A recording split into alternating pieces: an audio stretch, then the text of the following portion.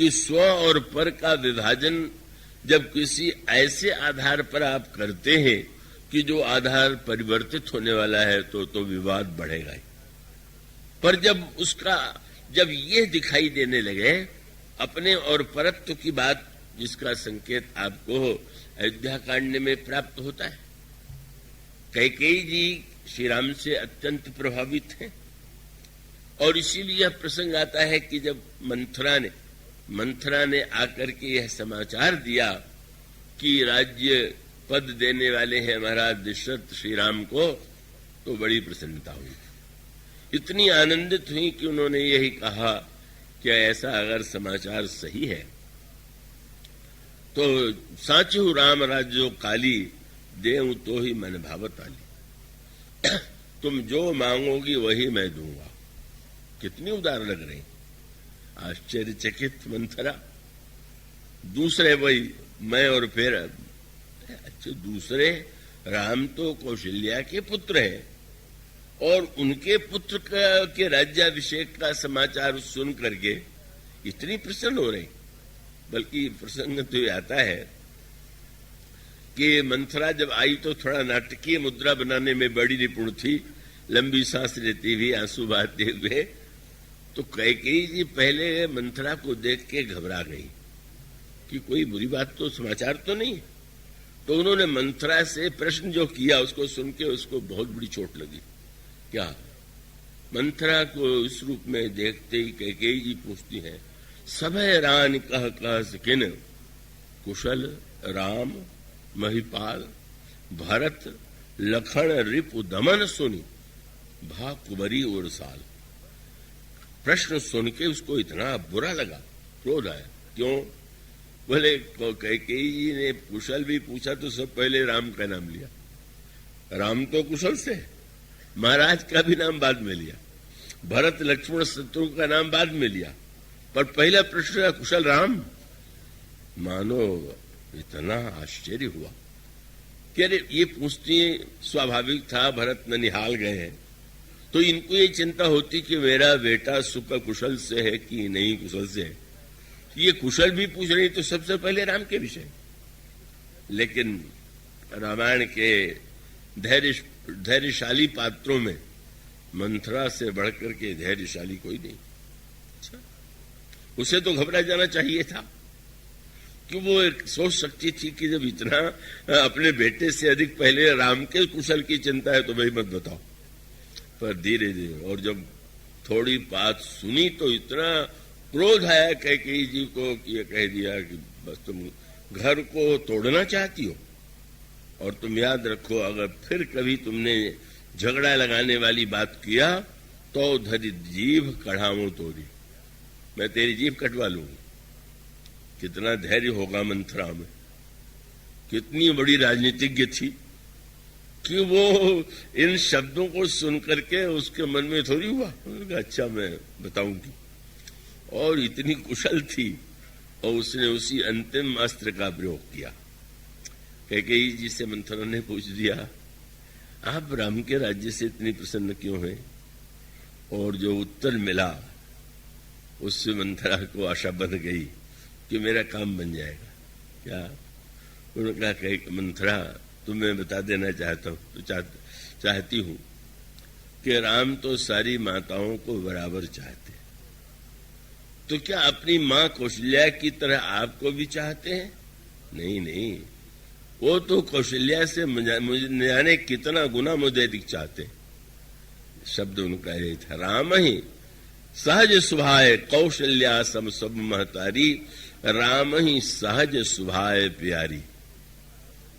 लेकिन मुंह पर करही स्नेह विषय की नींव की कमी यही थी।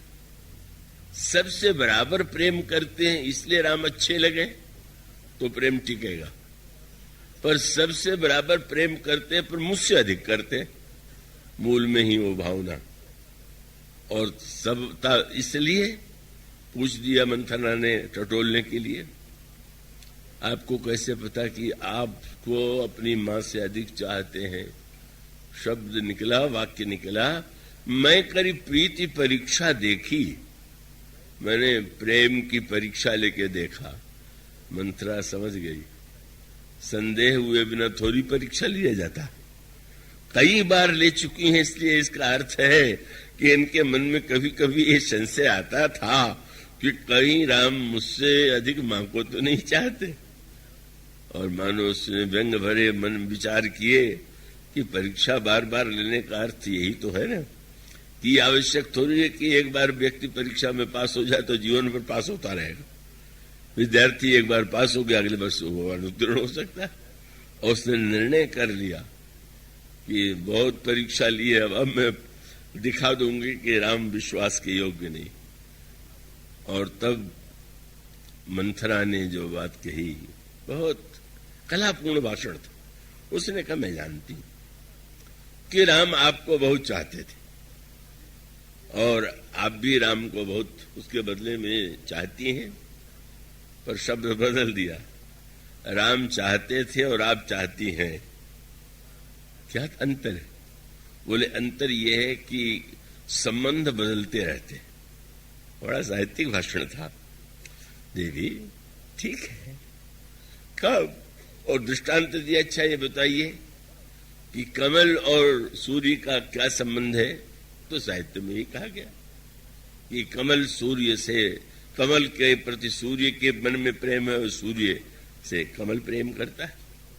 पर दृष्टांत देते हुए जो साहित्यिक भाषण दिया, उसने कहा, याद रखिए, राम प्रेम करते थे, मैंने इसलिए कहा कि आपसे करते थे, अब नहीं रहा प्रथम, अब ते दिन बीते।